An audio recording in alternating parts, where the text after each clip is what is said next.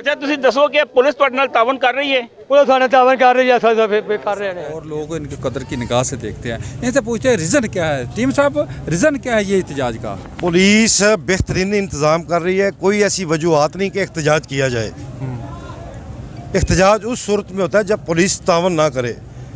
हम जानते हैं कि पुलिस सारी रात मेहनत करके इस केस के मतलब ट्रेस भी कर रही है, उन्होंने रेड भी किए हैं, उनके डेरे सील हैं, वो भाग चुके हैं। इनको एहतजाज इनका बनता नहीं है। टीम साहब FIR होगी, FIR के बाद क्या बन रहा है? FIR के बाद जिन पे FIR हुई है मुल्ज़म वो ट्रेस करेंगे विद इन नो टाइम।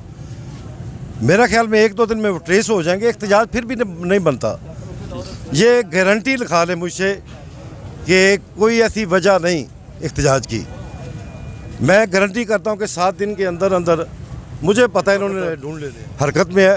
कोई ऐसी वजह नहीं कि मुल्ज़म ट्रेस ना हो सके। वो 5-6 दिन के अंदर हवालात में बंद होंगे और ठीक ठाक तरीके से इंक्वायरी हो।